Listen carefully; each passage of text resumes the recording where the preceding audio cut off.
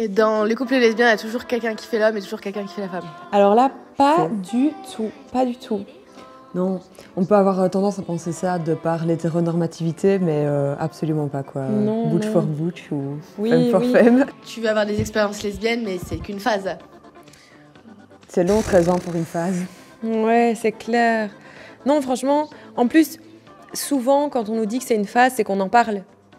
Et donc, si on prend le risque de parler du fait qu'on a une expérience lesbienne, en général, c'est plus qu'une phase, en fait. Les lesbiennes, elles font tout le temps le ciseau, par exemple.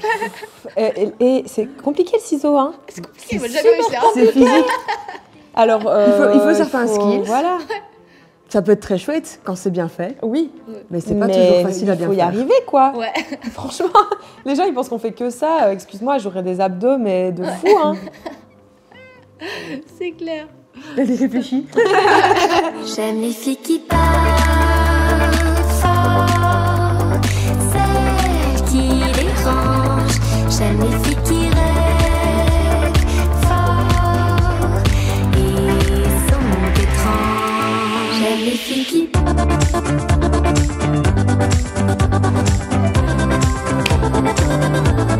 j'aime les filles qui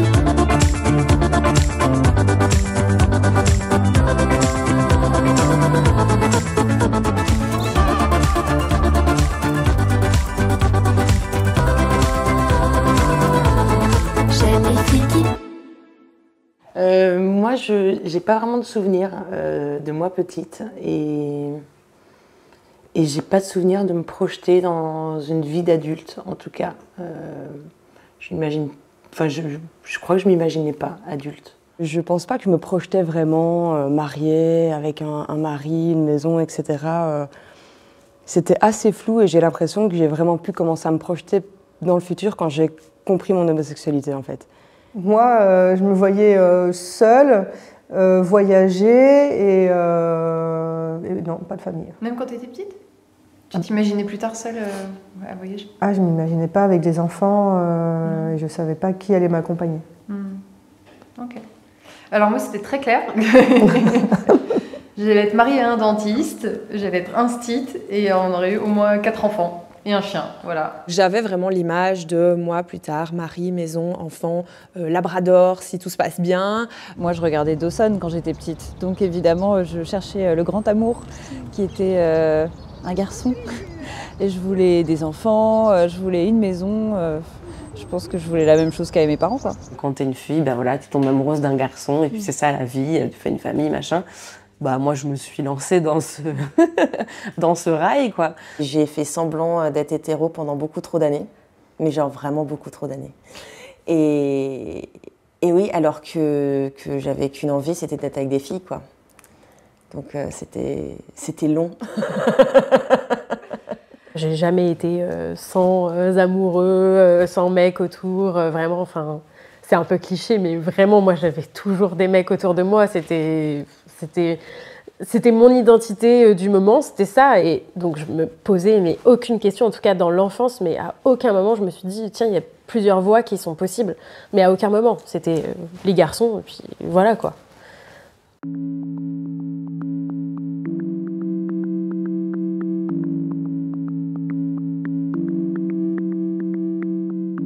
J'ai jamais eu de modèle, ni d'exemple, ni de personne dans mon entourage qui n'était pas hétéro en fait. Toute mon adolescence, j'étais un peu dépressive, j'ai vu une psychiatre pendant 5 ans, j'ai jamais pris de médoc, mais vraiment je sentais qu'il y avait quelque chose qui allait pas et je comprenais pas ce que c'était. Et justement, au contraire, quand j'avais raconté un rêve avec une fille et tout à ma psychiatre, parce que je racontais mes rêves, et ben elle m'a dit « Ah, c'est quoi ce truc de lesbienne de merde ?» et tout. Enfin, vraiment en mode, bon, elle était italienne, du coup, elle n'a pas dit exactement ça, mais lesbicata, ce qui est à dire un peu péjoratif, justement. J'étais « Ah, ok, j'ai pas le droit, j'ai rien fait. » Enfin, et du coup, ça m'a à nouveau remis sur le droit chemin. Et ça m'est arrivé, en fait, avec le recul, je me revois à plusieurs reprises où j'ai eu peut-être un petit move, mais inconscient vraiment, comme n'importe quel enfant pourrait faire quelque chose. Je me souviens avec une meilleure amie, j'avais, je sais pas, 5 ans, c'était ma meilleure amie, et du coup, on n'était pas du tout tactile, on n'était pas vraiment le genre de personne tactile, etc. Et puis un jour, on jouait dans le lit, je sais plus ce qu'on faisait, et j'ai voulu lui faire un câlin.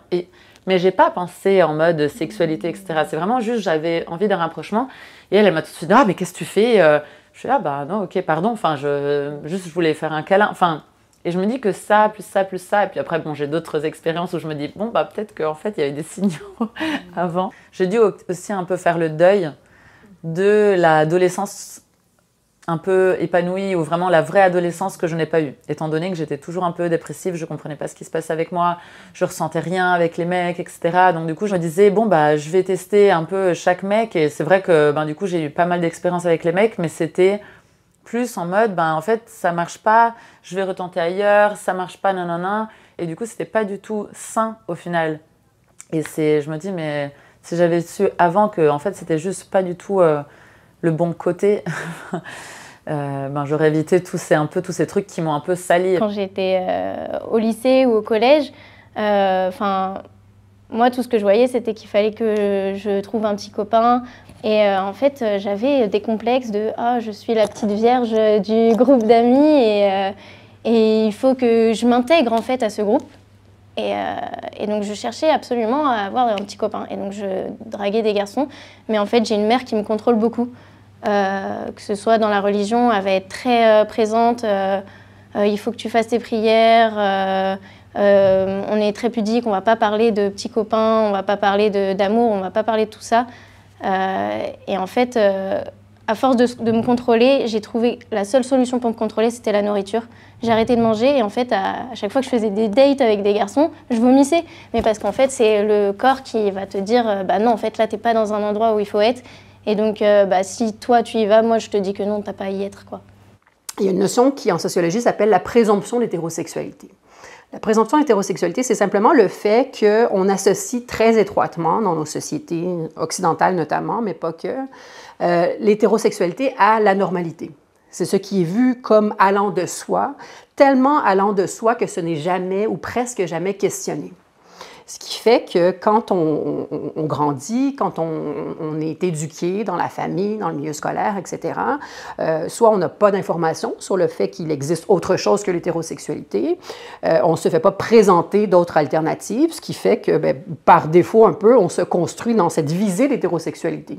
Ce qui nous est présenté, par exemple, quand on est une jeune fille ou une personne assignée fille à la naissance, c'est nécessairement qu'on s'en irait vers éventuellement notre regard qui va croiser le regard d'un homme à travers une pièce. Et là, il y aura ce coup de foudre-là, il y aura ce désir de rapprochement émotif, sexuel, ce désir de conjugalité, voire ce désir de parentalité qui serait, ce qui irait de soi, c'est que ce serait que ça se déploierait dans l'hétérosexualité. Alors pour se comprendre autre chose qu'hétérosexuel, il faut être en mesure de prendre conscience que c'est ce qui se joue et qu'il y a des alternatives. Et ces représentations-là ne sont pas facilement accessibles et disponibles. Moi, le seul film que j'ai vu à 8 ans, j'en parle à chaque fois, mais c'est Gazon maudit. Et là, je me suis dit, waouh! Et puis après, aucune représentation. Quand j'avais 8-9 ans, il y avait Amélie Mauresmo où tout le monde se foutait de sa gueule en disant qu'elle ressemblait à un homme. Je trouvais ça très violent. Et puis après, on a dû attendre quoi, à nos 15-16 ans pour avoir The L Word. Et encore, quand t'avais la bonne chaîne sur le câble. Même à la télé, on montrait pas de couple, il n'y avait pas de film. Robin. Il y avait Muriel Robin, ouais. Willow, qui est la meilleure amie de Buffy et qui tombe amoureuse de Tara. C'est la relation la plus cringe du monde quand tu re-regardes la série des années plus tard. Mais j'étais fan. J'étais trop contente. De fait, déjà, les représentations lesbiennes, il n'y en a pas énormément. Maintenant, il y en a de plus en plus dans les films, dans les séries, on en voit un peu plus à la télé. Mais c'est pas non plus un truc de fou. Et finalement, on n'a pas grandi avec ça. Et en fait, souvent, les personnes qu'on va voir dans les séries, dans les films, sur les réseaux, ça va être plutôt des personnes blanches, ça va être plutôt des personnes des classes moyennes et supérieures qui vont avoir certains codes. Et donc aussi de déployer certains codes lesbiens, mais qui ont rien de neutre, qui sont aussi spécifiques à leur position de classe, à leur position de race, bien qu'elles soient lesbiennes. Et donc en fait, il y a beaucoup de lesbiennes racisées qui ne trouvent pas leur compte parce qu'elles ne trouvent pas des personnes qui leur ressemblent, elles ne trouvent pas des personnes qui ont des expériences de vie qui résonnent avec les leurs. Le film La vie d'Adèle, qui est sorti en 2013, reste un film que je trouve pas très représentatif de la réalité des lesbiennes et qui est réalisé par un homme, et ça se sent énormément. Et donc en fait, je pense que ma première représentation, c'est vraiment ça. Mais du coup, une mauvaise représentation qui m'a même beaucoup inquiétée, parce que c'était aussi... rapidement, quand je suis arrivée à l'époque de ma première fois et tout ce moment charnière, j'avais que ça en tête. Et ça m'a angoissée, en fait, parce que je me disais, je veux pas. Alors, le film de Keshish, comme d'autres, hein, est très problématique. D'abord parce que c'est un scénario d'homme, hein, c'est son regard d'homme. D'un homme qui est excité par les fesses, hein, ça c'est d'abord son truc, il le montre dans plein de films, avec une histoire qui a été écrite par une lesbienne qui depuis a transitionné, et il a maltraité cette histoire en fait. Donc déjà il l'a adaptée à son propre désir, à son propre fantasme, et sa réception a été également très problématique, en disant ce film est génial, etc., va changer les représentations. Mais non les gars, c'est juste votre regard, c'est vos fantasmes. C'est sympa ce temps. On va au Belgique.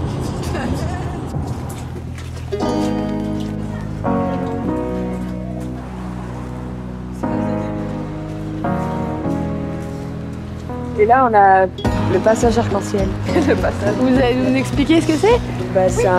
C'est l'endroit où les PD peuvent traverser à Liège.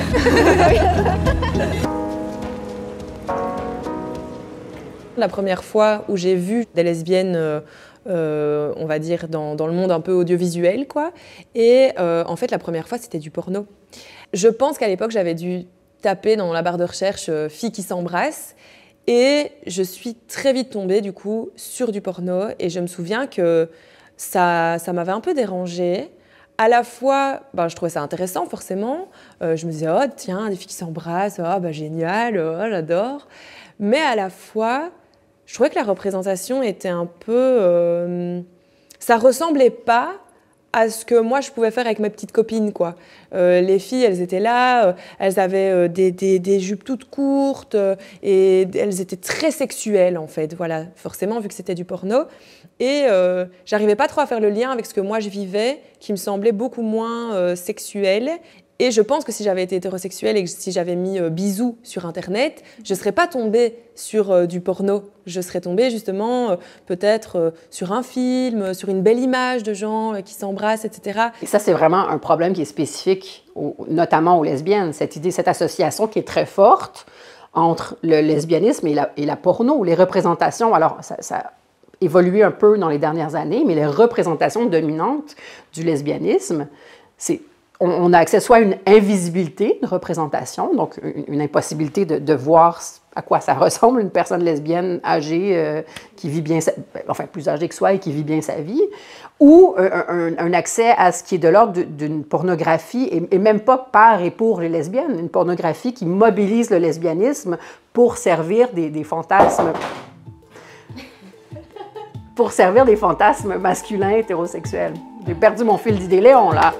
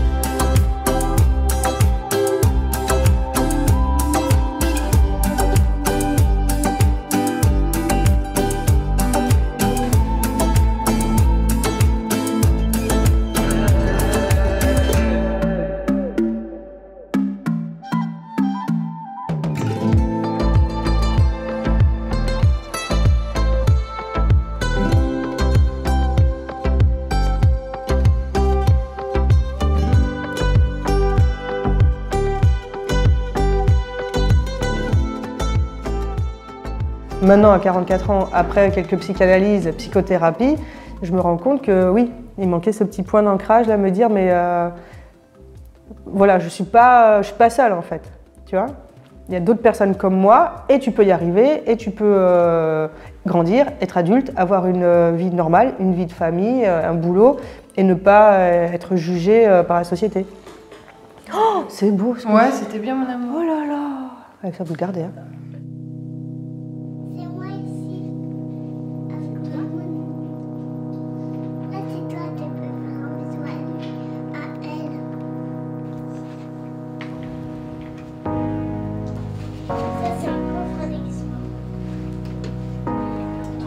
Celui-là, je l'ai fait à l'anniversaire d'Aria. J'ai la robe de Jasmine. J'ai aussi son pantalon. Moi, je n'ai jamais. Moi, j'ai un enfant en maternelle et c'est difficile déjà, apparemment, de concevoir l'amitié entre un garçon et une fille, même quand on est sur des enfants de 4 ans ou 5 ans. J'entends des adultes mettre des mots de l'ordre de « mais ils sont amoureux ».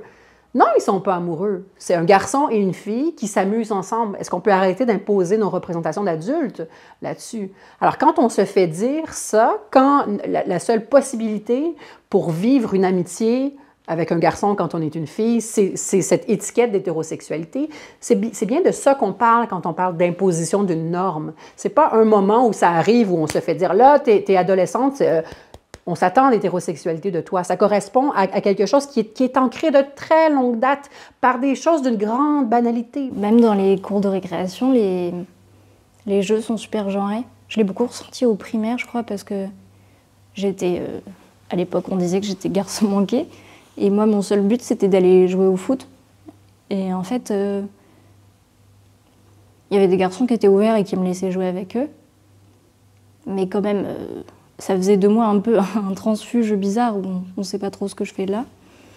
Et derrière, j'étais pas très bien intégrée avec les filles parce qu'il fallait sauter à la corde, il fallait aimer les chevaux et les feuilles d'idole. Heureusement, j'aimais les feuilles d'idole. Mais ouais, complètement, il y a ça dans l'école.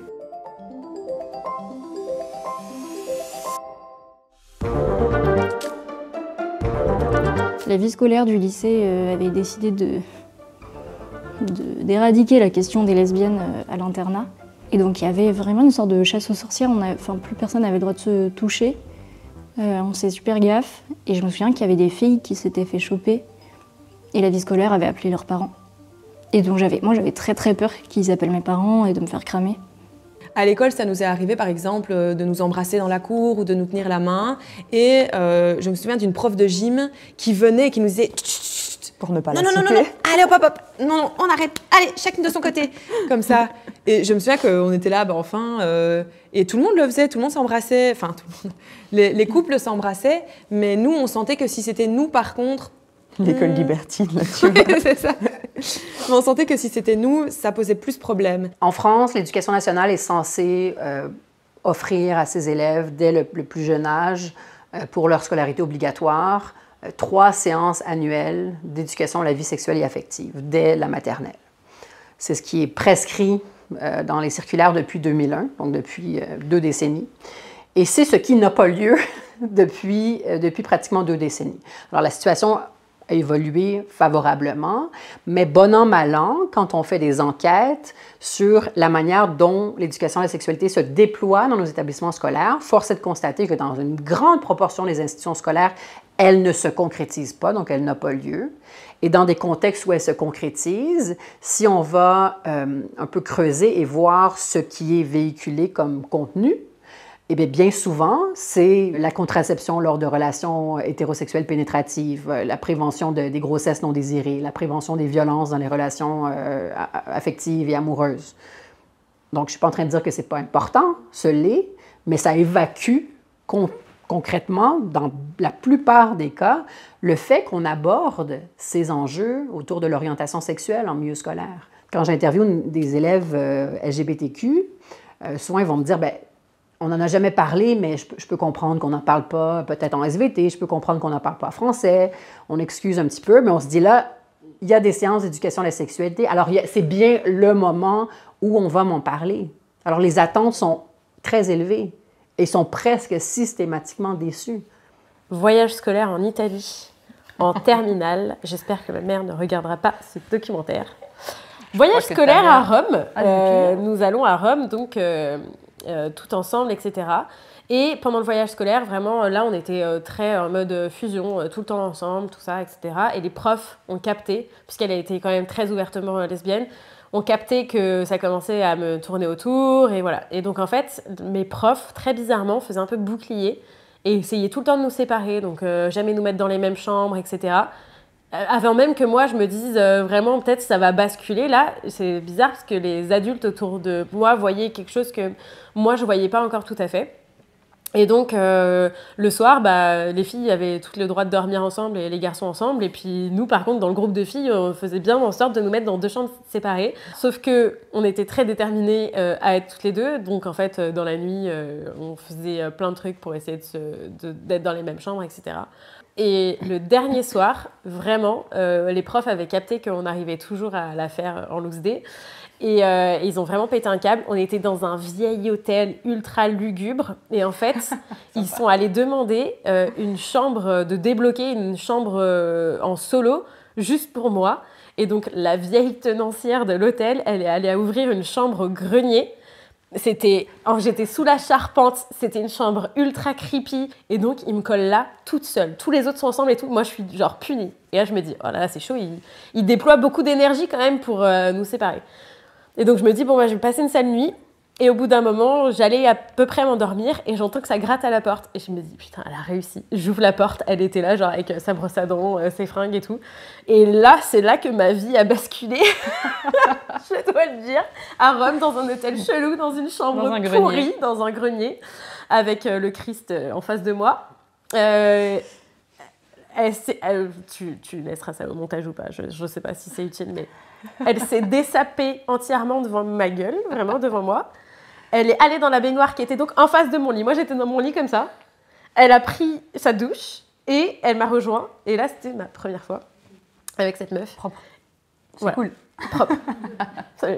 Et là, je me suis dit, mais c'était donc ça. Et vraiment... toute la brume autour de moi s'est dissipée et je me suis dit oh, mais en fait c'est pour ça qu'avec les mecs c'était tout pété parce qu'il me fallait pas du tout un mec, il me fallait une meuf. Ok. Comment le séduire et surtout le garder?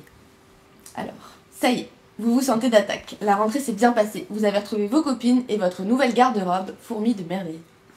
Il ne vous reste plus qu'à plaire à ce mâle sublime que vous avez repuré depuis quelques jours. En fonction du profil de ce Jules potentiel, voici quelques plans pour qu'il vous remarque et qu'il ne puisse plus se passer de vous. Qu'est-ce qu'on a d'autre? Ceux qui nous restent, célibataires qui nous restent. Rock Voisine, Étienne Dao, Florent Pagny. Est-ce que déjà vous vous souvenez à quel moment on avait eu la discussion dont on va parler là tout à l'heure, parce que j'arrivais plus à... Moi je me rappelle. On était dans le canapé déjà? Pas du tout, c'était avec Constantin. C'était le tout c'est début. C'est vrai. On est allé se faire couper les cheveux. Moi j'ai tout. C'est la mémoire de la famille du coup. Tous les détails. C'était dans ton ancien appartement. Et on avait fait une journée C'était pas chez maman ça? Non. Pas du tout, c'était à Paris. Donc on rentrait d'une superbe journée. Ouais. Et je sais plus de quoi on parlait par contre. Je sais pas comment c'est venu sur le tapis. Hein. Mais j'ai dit naturellement parce que j'ai pas besoin de faire tout un truc quoi. Moi je m'en fous un peu. Donc je t'ai dit que bah, j'étais bi. Ouais. Et là, la terreur. Quoi? Mais c'est qu'une passe les filles. Mais non, mais tu peux pas savoir, t'es trop jeune de toute façon. Bon ok, et Emma de là qui se rajoute? Bah moi aussi. Mais les filles, ça va pas. Puis elle regarde Constantin. Genre c'est quoi ça? Tu crois toi? Et après elle nous dit, mais non mais ça c'est vraiment votre génération, c'est n'importe quoi, c'est les réseaux. C'est une mode. La honte. Non mais et ce qui est fou, c'est que je croyais vraiment ce que je racontais. Bon on a bien vu ça, oui, tu t'es On a fermée. bien compris et c'était pas ouvert au débat. Non. Et je me souviens très bien que quand vous m'avez dit ça, genre pour moi, enfin c'était genre je pouvais pas concevoir ça quoi. C'est fou de voir comment l'esprit parce qu'on que tu savais pas. Ouais, non mais même pas, c'est juste que en fait j'avais une profonde homophobie intériorisée. Ah oui d'accord. à ce point-là. Ah bah je Bah pense, oui, pour dire un était- truc comme ça. Oui, tu vois. Mon petit frère, il est passé par une phase de... Il est homophobe. Et moi aussi, j'ai eu cette phase de homophobe. C'est un peu délicat à dire, mais c'est honnête. Au lycée, j'ai eu 2 copines qui se sont mises ensemble et j'étais en mode, mais genre, c'est quoi ça? Enfin, vous êtes sérieux déjà? Genre, vous me trahissez? Et alors que non, elles me trahissent pas. Et enfin, pour moi, c'était impensable, quoi, d'aimer une femme. Et plus tard, je suis revenue. Et maintenant, on est très amis, on se voit très souvent et tout ça. Et maintenant, je me suis excusée.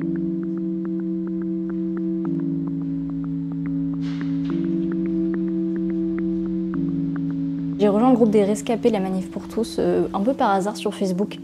Parce que je me disais, je dois quand même pas être toute seule en fait. C'est pas possible que parmi tous les enfants qu'il y avait, parce qu'on était beaucoup d'enfants dans ces manifs, je sois la seule personne queer. Et au début, je cherchais plutôt des groupes de croyants LGBT. Et en fait, très vite, je suis tombée sur ce groupe. Du coup, en 2012, j'avais 11 ans, à peine. Et j'avais pas entendu parler d'homosexualité du tout avant. Et quand la loi on a commencé à parler de la loi, et même avec l'élection de François Hollande, ma mère a tout de suite dit on est contre, quoi. On veut pas que ça passe. J'étais petite, hein. Elle m'a raconté qu'elle avait déjà manifesté contre le Pacs à l'époque. Et je me souviens qu'à la fois, j'ai pas du tout remis en question ce qu'elle m'a dit. Donc je me disais, la loi, c'est pas bien quand on est contre. Et en même temps, je trouvais ça étonnant qu'on n'ait pas le droit de se marier avec qui on voulait, quoi. Du haut de mes 11 ans, je me disais, je pensais que c'était un droit acquis, vraiment basique. Et donc moi, je viens d'une famille très catholique, surtout du côté maternel. Et donc en fait, c'était le seul argument contre la loi, contre l'homosexualité, c'était la dimension chrétienne du mariage, où c'est un homme et une femme et c'est fait pour faire des enfants, et Dieu nous a créés comme ça. Donc j'étais encore un peu jeune pour remettre tout ça en question, et on me disait que c'était ça la vérité. Donc j'y croyais, quoi. Je m'appelle Marie Daucher, je suis photographe. Je suis aussi activiste, féministe. Et je viens de publier un livre aux éditions La Déferlante qui s'appelle « Et l'amour aussi » sur les représentations lesbiennes. Il y a 2 points de bascule en fait dans mon parcours. Quand il y a les débats sur le mariage pour tous, donc il y a en 2012, hein, ça a commencé, ça a duré longtemps, 6 mois. Et c'est un moment qui a été extrêmement violent pour nombre d'entre nous, mais personnellement je l'ai vécu très fortement, très violemment. Je vivais à Paris et moi, le mariage, je m'en fichais un petit peu, mais je vivais avec une femme qui avait un fils conçu avec une PMA, et je voyais bien tous les problèmes que ça posait en fait légalement. Et donc je voyais bien la nécessité en fait d'avoir une loi importante. Et il se trouve que en janvier 2013, il y a une très grande manifestation contre le mariage. Et nous étions donc on arrive vers midi, place de la Nation, et pour aller manger avec des amis. Et à ce moment-là, on voit une 50aine de bus en train de se garer, avec tous les gens prêts pour aller manifester, donc en train de chanter, tout le monde allait bien. Et là, quelque chose a vraiment découpillé dans ma tête, c'est-à-dire que cette tristesse que je ressentais s'est transformée en colère assez brusque. Et je me suis mis à crier « Je suis lesbienne et je vous emmerde ». Et heureusement que ma compagne m'a retenue, parce que sinon je pense que j'allais taper sur les bus. Et il se trouve qu'avant, je n'aurais jamais utilisé le mot lesbienne pour moi. Il était chargé, bien entendu, de tous les stéréotypes et connotations négatives, et je ne l'aurais jamais utilisé. Et là, il est sorti brusquement, et ce mot est devenu le mot de mon émancipation. Moi, jusqu'à mes 16 ans, je faisais pas du tout partie d'une minorité. Enfin, voilà, je suis une meuf lambda, blanche, voilà. J'étais dans un truc hyper privilégié. Et en fait, d'un coup, quand j'ai compris que j'étais lesbienne, hop là, je suis passée dans une minorité. Et donc, ça fait voir les choses différemment. En fait, d'un coup, on n'a pas les mêmes droits que tout le monde. Juste parce que je préfère en fait être en relation avec des femmes, à l'époque, en tout cas, j'avais pas le droit de me marier, j'avais pas le droit d'avoir d'enfants, et c'est un truc de fou de se dire, en fait, selon ce que je dis, non, mais moi, je couche avec des mecs ou je couche avec des meufs, ça a un impact et ça nous fait changer nos droits fondamentaux.